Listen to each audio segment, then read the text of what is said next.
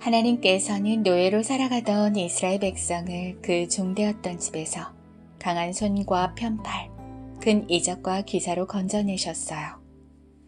이 일을 행하신 것은 그분만이 참 하나님이시며 그 외에는 그분과 같은 다른 신이 없음을 온 세계에 나타내기 위함이셨지요. 하나님이 함께 하시는 그 나라의 위엄, 그리고 그 백성들의 구별된 정체성인 거룩.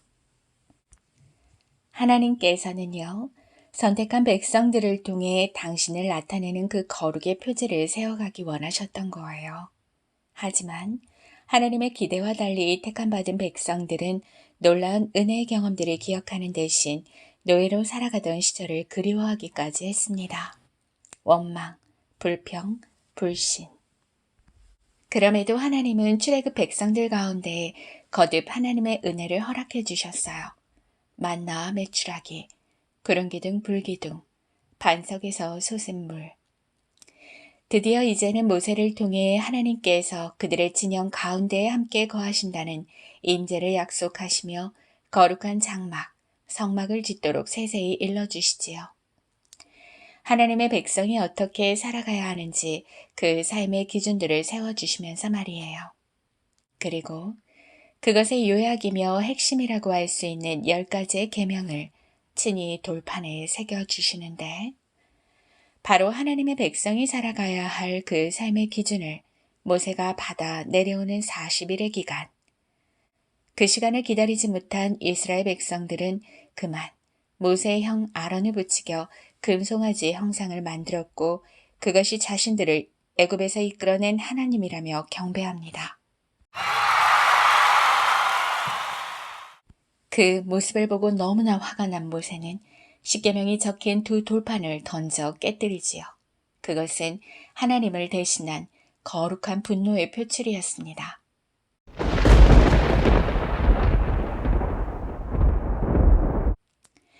그날의 백성들은 우상숭배의 대가를 크게 치르게 됩니다.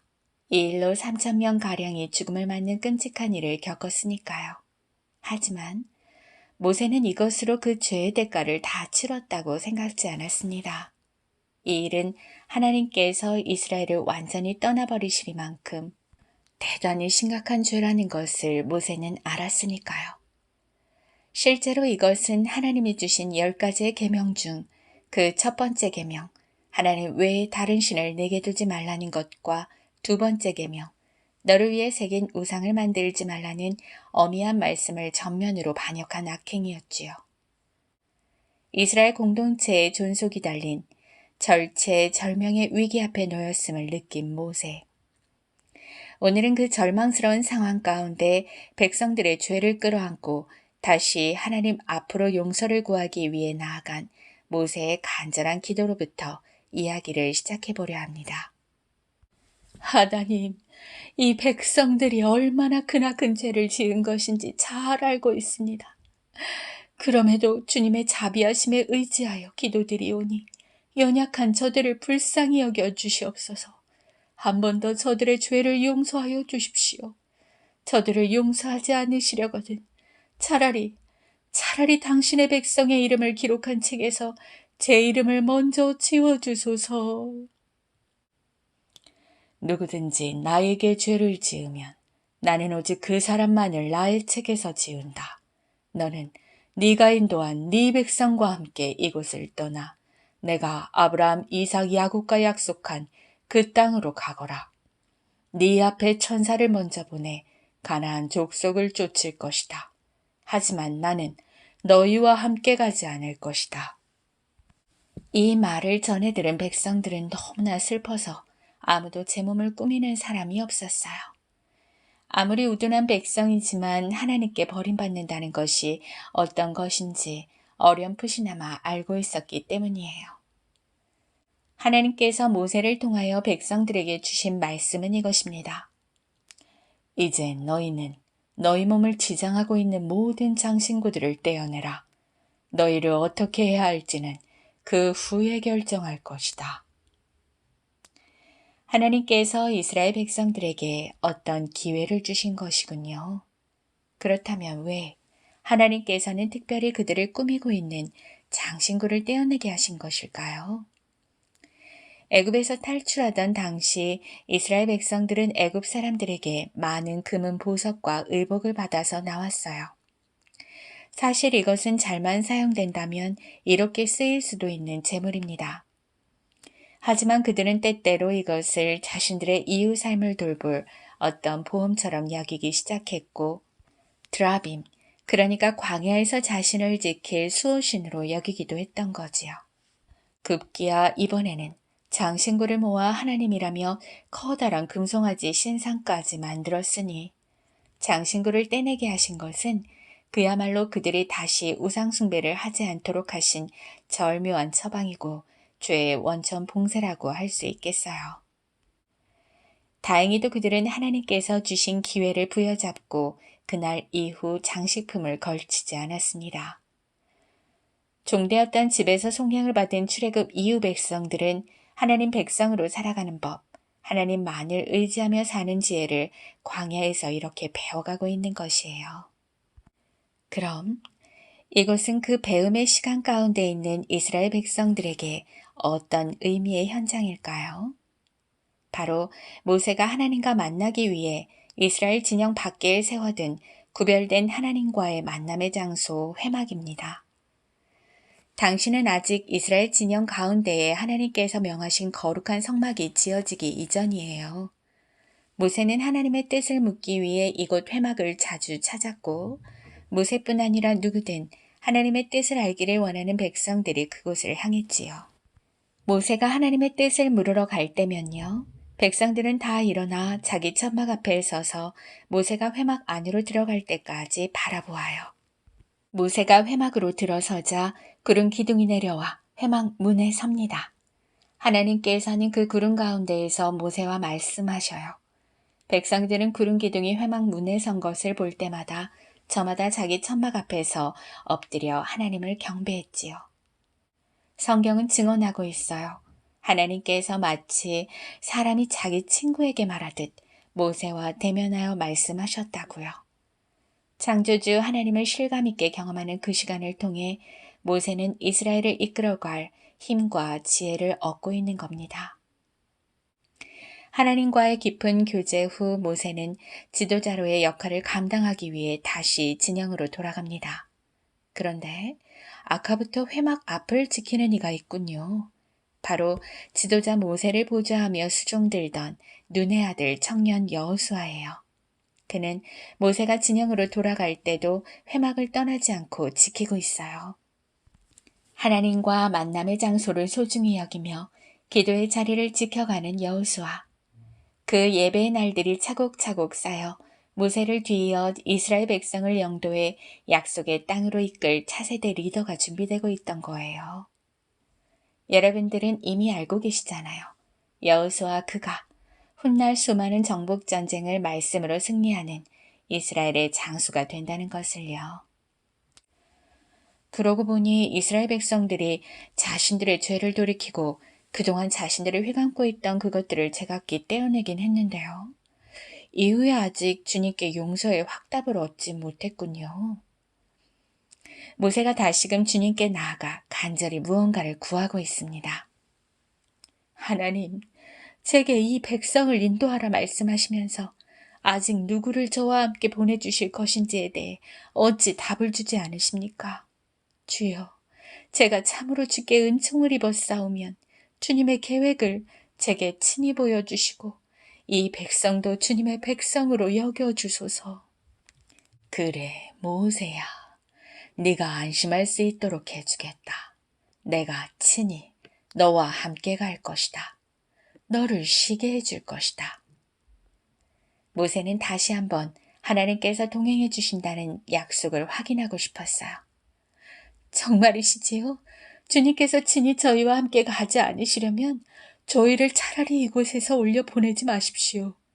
주님께서 저희와 함께 계시지 않으면 저와 주님의 백성에게 은혜를 베푸신다는 것을 무엇으로 알겠습니까?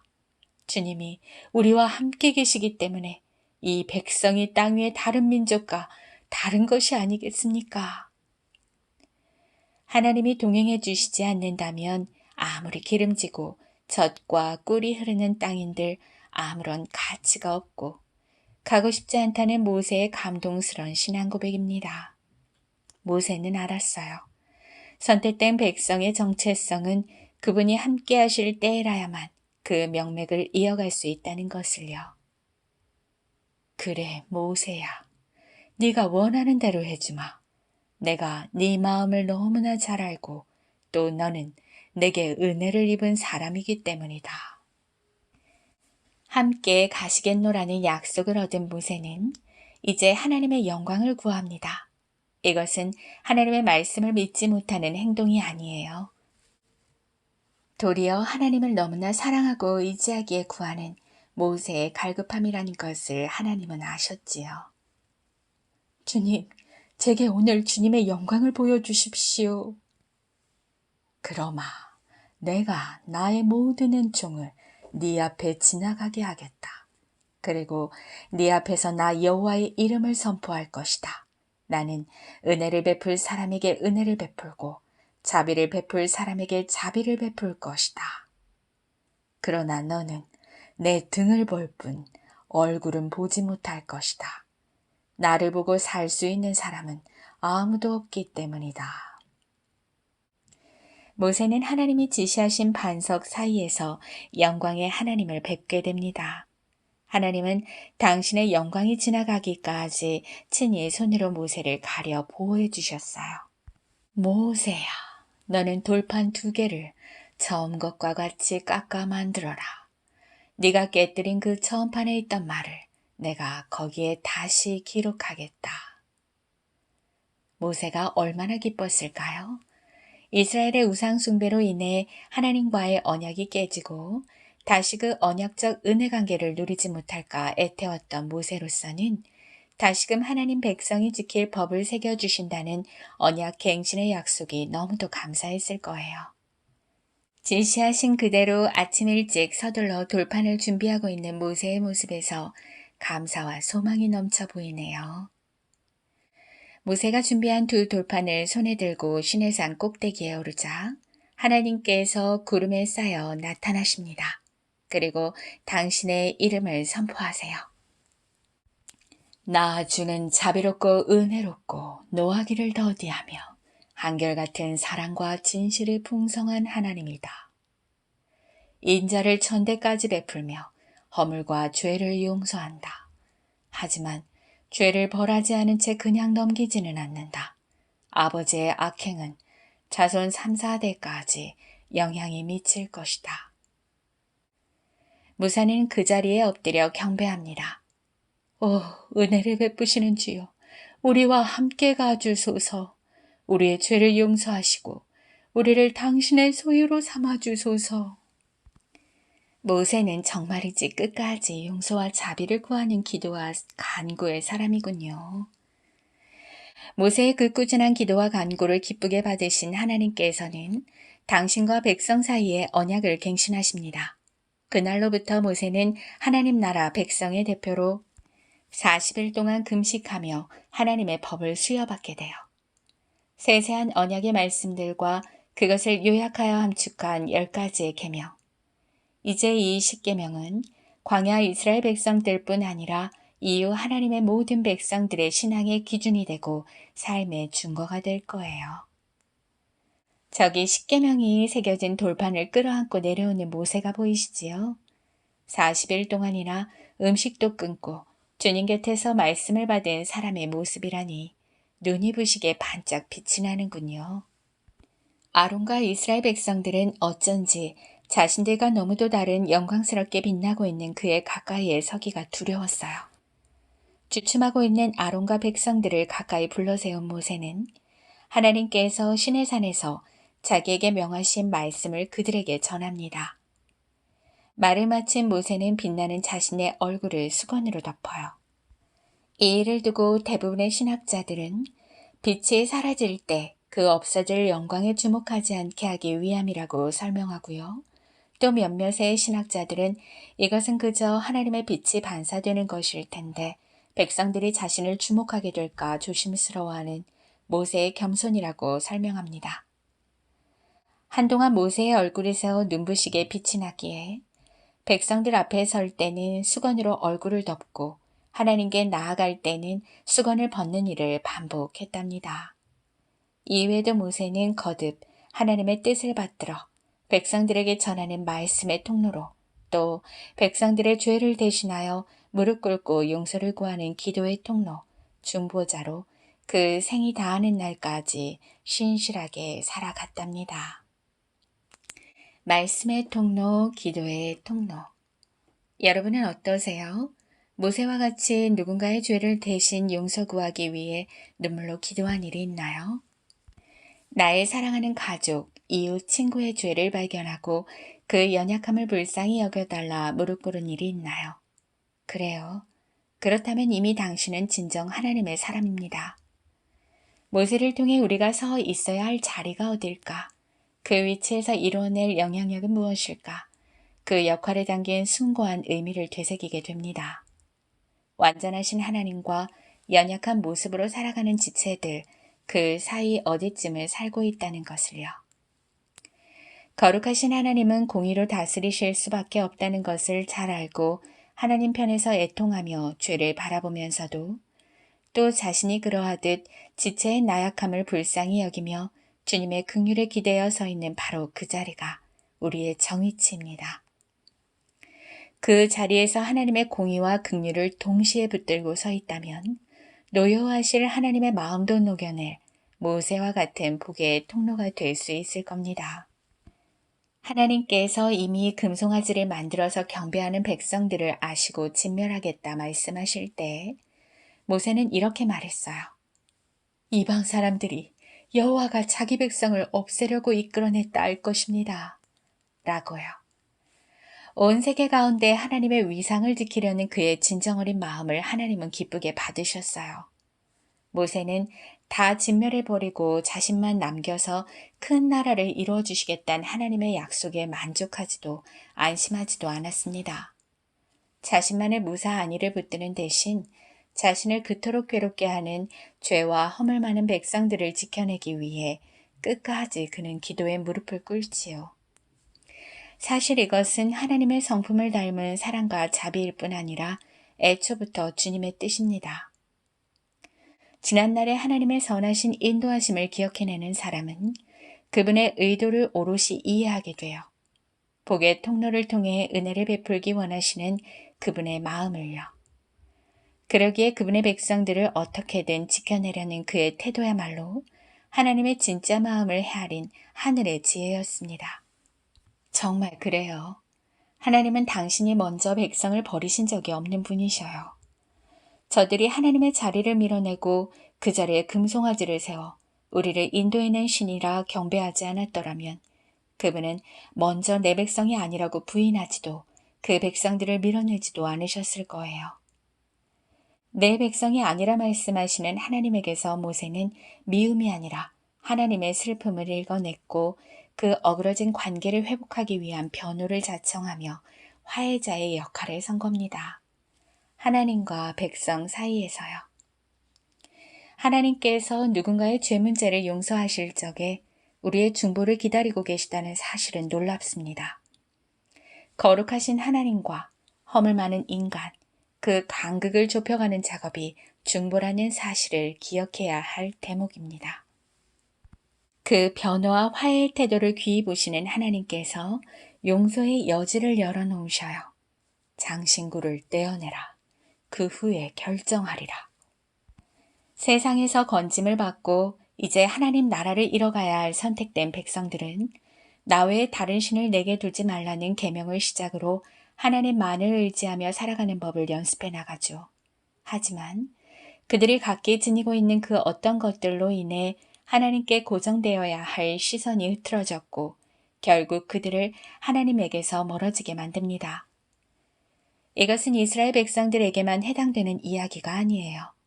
우리 모두는 알게 모르게 떼어내어야 할 거추장스러운 장신구들을 너무도 많이 지니고 살아가니까요. 그것들은 언제고 우상으로 바뀔 소지가 있는 것들이죠. 아니 이미 상당히 우상으로 자리한 것일 수도 있을 겁니다. 그걸 붙들고 있으면 마음의 안정을 가져다 줄 것만 같아요. 미래의 내 삶을 보장해주는 마치 보험이 돼줄 것 같고 그걸 지닐 때에라야 내가 근사한 사람이 된 것 같습니다. 그래요. 우리는 모두 그렇게 하나님 아닌 다른 것에 너무 자주 마음이 빼앗기고 집착하고 그로 인해 결국은 넘어지죠. 광야 이스라엘 백성들의 실패 그리고 우리 삶에 거듭된 좌절은 하나님 아닌 다른 것을 의지함에서 비롯됩니다. 그 굴레를 벗어나기 원하십니까? 어리석은 전철을 다시는 밟고 싶지 않으시다고요? 그럼 먼저 시급히 내 자신의 장신구들을 떼어내고 하나님 아닌 다른 것에 의지한 그 굴레를 벗어냅시다. 우리가 진짜 서 있어야 할 자리는 얽매인 그 굴레 속이 아닌 모세가 우뚝 서 있는 변호와 화해자의 자리니까요. 여전히 그 육적 치장에 의지하여 살아가는 종된 이들을 출애굽시키는 복의 통로로 부름받았으니까요. 어떻게 우리가 그들을 하나님께로 이끌어낼 수 있냐고요? 하나님께 머물러 있는 시간들을 통해서 그 일이 가능해지죠. 하나님의 임재를 많이 경험한 이들을 통해 빛 대신 하나님이 증거되고 하나님의 성품이 고스란히 전달되어집니다. 은혜롭고 자비롭고 노하기를 더디하며 인자와 진실이 많은 하나님이라. 하나님과 친밀히 교제하는 이들 앞에 내린 구름기둥, 믿는 자들 가운데 거하시는 그분의 임재, 그 덕분에 주변에서 함께 그 영광을 목도하고 은혜의 경험을 더불어 누리게 되는 것이지요. 이를 통해 결국에는 주님이 더 많은 이들에게서 경배를 받게 되는 것입니다. 우리 각자는 그런 화해의 사역을 위해 부름받은 자들이에요. 빛나는 모습으로 하나님의 임재를 증명하고 저들로 그 모습을 흠모하여 하나님과의 교제를 갈망하게 만드는 화해의 사역들. 하나님의 백성됨 우리 존재의 출발이 바로 화목제물로 오신 주님이신 까닭에 우리도 그 은혜로 말미암아 화해자 화목자로 살아갈 담대함을 얻습니다. 다시 한번 조심스레 묻습니다. 여러분은 지금 하나님과 동행하며 주변의 빛을 발하는 사람으로 살아가고 계신가요? 사랑하는 이들의 죄 문제로 얼마나 눈물로 기도하나요? 아니라면 이제라도 먼저 은혜를 경험한 빛의 자녀답게 나라와 민족, 이웃의 구속하심을 바라며 자비하신 하나님 앞에 엎드립시다. 옛적 사무엘을 결혼한 다짐을 마음에 새기며 오늘 말씀을 맺겠습니다. 나는 너희를 위하여 기도하기를 쉬는지를 여호와 앞에 결탄코 범하지 아니하고 선하고 의로운 길을 가르칠 것인즉 너희는 여호와께서 너희를 위하여 행하신 그 큰 일을 생각하여 오직 그를 경외하며 너희의 마음을 다하여 진실히 섬기라. 이것이 오늘 우리 각자 이루어갈 화해의 사역이란 제목으로 여러분들과 함께 나누고 싶었던 하나님 백성됨의 이야기입니다.